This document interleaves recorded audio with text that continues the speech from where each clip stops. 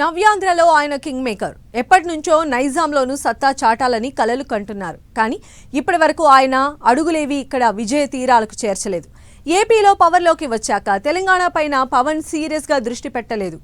Jubilee Hills by election ప్రచారానికి కూడా రాలేదు. కానీ లేటెస్ట్ గా మున్సిపల్ ఎన్నికల్లో బరిలోకి దిగుతామని ప్రకటించారు. కట్ చేస్తే బీజేపీ గెలుపు కోసం ప్రచారానికి రాబోతున్నారు. పవన్ ప్రచారం చేసేది బీజేపీ అభ్యర్థుల కోసమా, జనసేన విజయం కోసమా? సేనాని కన్ఫ్యూజన్ లో ఉన్నారా? జన సైనికులనే డైలమాలో పడేస్తున్నారా?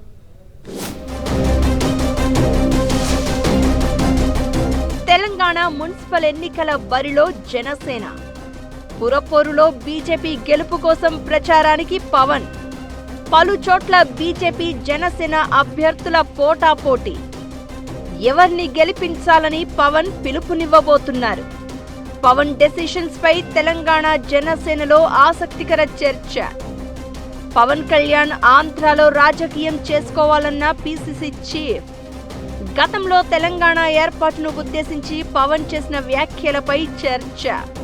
ఏపీలో జగన్ను ఓడించిన జోష్లో తెలంగాణలోనూ ఇటు కాంగ్రెస్ అటు బీఆర్ఎస్ కు చెక్ పెట్టాలని ఎప్పటినుంచో ఆశపడుతున్నారు Janasena chief, AP deputy CM Pawan Kalyan. రాబోయే స్థానిక సంస్థల ఎన్నికలే లక్ష్యంగా మున్సిపల్ ఎన్నికల నుంచే రాజకీయ సమరం మొదలు పెట్టాలనుకున్నారు. పురపాలక సంఘం ఎన్నికల్లో పోటీ చేస్తామని బరిలోకి కూడా దిగారు.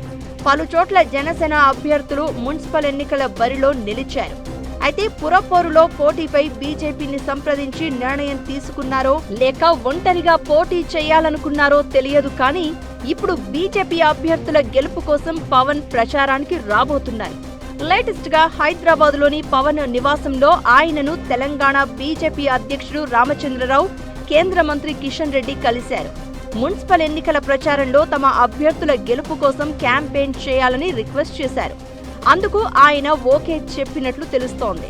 ఈ నెల 7, 8 తేదీల్లో పవన్ మున్సిపల్ ఎన్నికల క్యాంపెయిన్ చేయబోతున్నారు. అయితే పవన్ ఎవరిని గెలిపించాలని ఓటర్లకు పిలుపునివ్వబోతున్నారు అన్నది ఆసక్తికరంగా మారింది. ఎందుకంటే బీజేపీ జనసేన అభ్యర్థులు బరిలో ఉన్నారు. పైగా చాలా చోట్ల ఈ రెండు పార్టీల క్యాండిడేట్ల మధ్య ఓట్ల చీలిక జరిగే అవకాశం ఉంది. అయితే బీజేపీతో అలయన్స్ లో ఉన్న పవన్ తన పార్టీని ఒంటరిగా మున్సిపల్ ఎన్నికల బరిలోకి దించడం ఏంటి? బీజేపీ నేతల కోరిక మేరకు ఆ పార్టీ అభ్యర్థుల గెలుపు కోసం ప్రచారానికి రావడం ఏంటన్న చర్చ జరుగుతోంది. పవన్ ఏ ప్రాంతాల్లో ప్రచారం చేయనున్నారు? అక్కడ జనసేన నుంచి పోటీ చేస్తున్న అభ్యర్థుల పరిస్థితి ఏంటన్నది కూడా ఆసక్తికరంగా మారింది. అయితే తెలంగాణ ఏర్పాటు తర్వాత 2014లో బీజేపీ తరపున ప్రచారం చేశారు. కానీ ఆయన ప్రచారంతో ఆశించిన ఫలితాలేవీ రాలేదని అప్పట్లోనే కమలనాథులు చెవులు కొరుక్కున్నారు. అంతేకాదు గత ఎన్నికల సమయంలో ఆయన ప్రచారాన్ని కూడా వద్దనుకున్నారు. ఇప్పుడు బీజేపీ తరపున పవన్ ప్రచారానికి వస్తూ ఉండడంతో గతంలో తెలంగాణ ఏర్పాటును ఉద్దేశించి పవన్ చేసిన వ్యాఖ్యలను ప్రస్తావనకు తెస్తున్నారు. తెలంగాణ ఏర్పాటు సమయంలో బాధతో వారం రోజుల పాటు తిండి మానేశాను అని పవన్ చెప్పిన విషయాలను గుర్తు చేస్తున్నారు. అంతేకాదు కోనసీమ కొబ్బరి పంటకు తెలంగాణ వాళ్ల దిష్టి తగిలిందని లేటెస్ట్ గా పవన్ చేసిన కామెంట్స్ కూడా హాట్ టాపిక్ అయ్యాయి. ఈ నేపథ్యంలో పవన్ ప్రచారంతో బీజేపీకి జరిగే మేలెంతో, జనసేన తరపున బరిలో నిలిచిన అభ్యర్థుల పరిస్థితి ఏంటో క్లారిటీ లేకుండా పోయింది.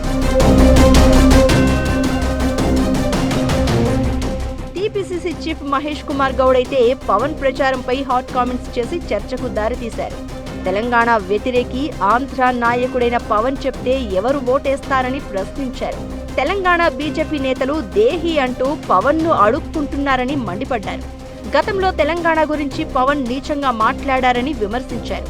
బీజేపీ మత విద్వేషాలు రెచ్చగొడుతోందని సీరియస్ కామెంట్స్ చేశారు టీపీసీసీ చీఫ్. అయితే మహేష్ కుమార్ గౌడ్ వ్యాఖ్యలకు మహబూబ్ నగర్ సభలో కౌంటర్ ఇచ్చే ప్రయత్నం చేశారు తెలంగాణ బీజేపీ అధ్యక్షుడు రామచంద్రరావు. కాంగ్రెసే మత విద్వేషాలను రెచ్చగొడుతోందని, కాంగ్రెస్ అంటే ముస్లిం, ముస్లిం అంటే కాంగ్రెస్ అని రేవంతే చెబుతున్నారని ఫైర్ అయ్యారు. మొత్తానికి పవన్ కళ్యాణ్ మున్సిపల్ ఎన్నికల ప్రచారం సెంట్రిక్ గా తెలంగాణ పాలిటిక్స్ హాట్ గా మారాయి.